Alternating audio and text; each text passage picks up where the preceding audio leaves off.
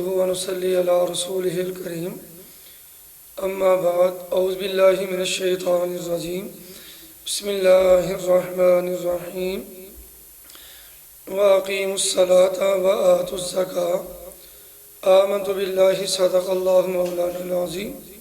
شان اسلام رمضان transmission M news کی جانب سے اس ماہ پاک میں انسان کی آگاہی کے لیے پروگرام جو ترتیب دیے جا رہے ہیں، اور آج کا ہمارا موضوع ہے زکوٰۃ کے بارے میں۔ زکوٰۃ کے حوالے سے اللہ تعالیٰ نے قرآن پاک میں اعلان فرمایا واقیموا الصلاۃ وآتوا الزکاۃ، اور نماز قائم کرو اور زکوٰۃ ادا کرو۔ اسلام میں زکوٰۃ ایک اہم فریضہ ہے۔ بنائے اسلام میں نماز کے بعد تیسری بنا جو ہے وہ زکوٰۃ ہے۔ رب العالمین نے اس آیہ مبارکہ میں اور دیگر آیتوں میں نماز کے ساتھ زکوٰۃ کا ذکر فرما کر یہ بتا دیا جس طرح مسلمانوں پر نماز فرض ہے، اسی طرح زکوٰۃ کا ادا کرنا بھی لازمی اور ضروری ہے۔ خود سرکار دو عالم صلی اللہ علیہ وسلم نے جب بنائے اسلام کا ذکر بیان فرمایا تو زکوٰۃ کو نماز کے بعد ذکر بیان فرمایا۔ نبی کریم علیہ السلام کا ارشاد عالی شان ہے، بنی الاسلام علی خمس شہادہ، فرمایا کہ اسلام کی بنیاد 5 چیزوں پہ ہے۔ پہلی چیز شہادت اللہ الہ الا اللہ وان محمدا عبدہ ورسولہ، اور دوسری بنا فرمایا وإقام الصلاۃ، اور تیسری وإیتاء الزکاۃ، اور 5ویں بنیاد والحج، اور اس کے علاوہ جو آخری بنیاد ہے وہ ہے صوم رمضان۔ نبی کریم علیہ السلام نے ان 5 چیزوں کا ذکر بیان فرمایا جو اسلام کی بنیاد ہیں۔ تو زکوٰۃ کا معنی، اس کے 2 معنی ہیں، ایک پاکی ہونا یعنی کہ پاک ہونا، اور دوسرا معنی ہے بڑھنا یعنی کہ اضافہ ہو جانا۔ اگر ہم پاکی کا معنی لیں تو زکوٰۃ نکال دینے کے بعد جو مال بچتا ہے وہ پاک ہو جاتا ہے، اسے کھاؤ تو نور پیدا ہو جاتا ہے، عبادت میں ذوق پیدا ہو جاتا ہے، اور اس پر چور کی نظر نہیں پڑتی۔ ڈاکوں کے ہاتھوں سے یہ زکوٰۃ کا مال محفوظ ہو جاتا ہے۔ یہاں زکوٰۃ ادا کرنے والا گناہوں کی آلودگی سے پاک ہو جاتا ہے، اس کے ذمے کوئی گناہ باقی نہیں رہتا۔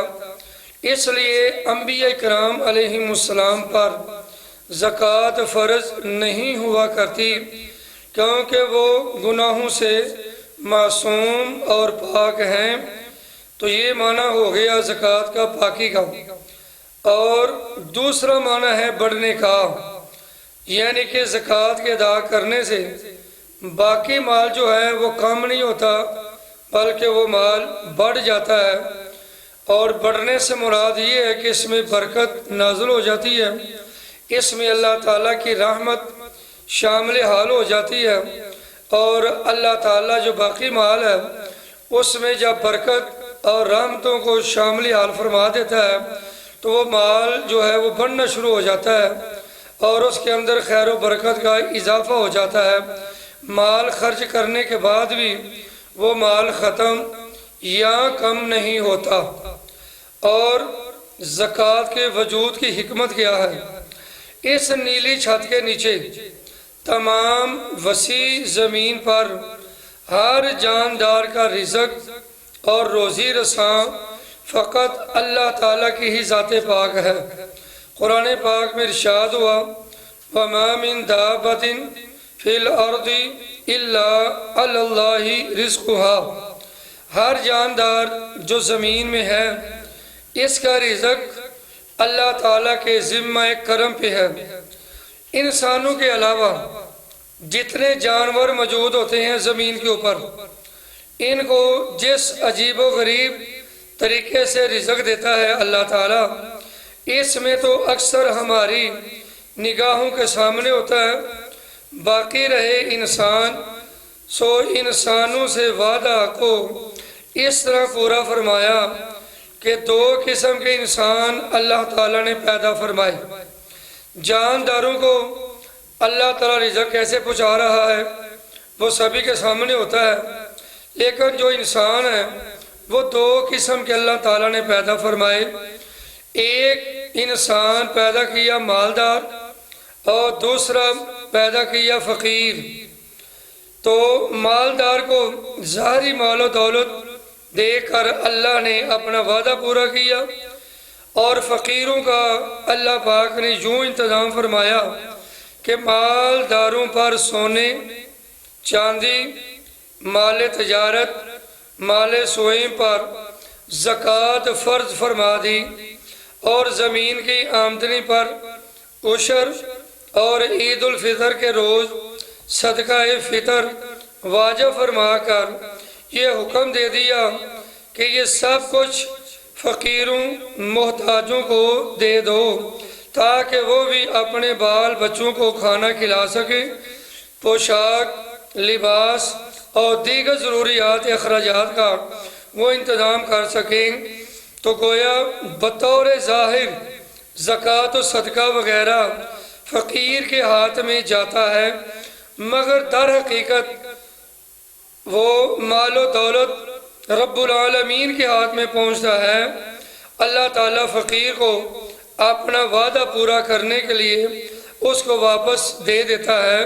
تو اللہ تعالیٰ نے یہ مالداروں کی بخشش کا، ان کی مغفرت کا اللہ تعالیٰ نے یہ بہانہ دیا ہے کہ وہ مال دے کر اپنے مال کو محفوظ کر سکے، تاکہ غریب اور جو محتاج ہیں ان کی مالی معاونت ہو سکے۔ تو لہذا اسلام ایک ایسا عالمگیر دین اور مذہب ہے جو خوشی کی عالم میں اپنے غریب محتاج بہن بھائیوں کو اپنے ساتھ لے کر چلنے کی ترغیب دیتا ہے۔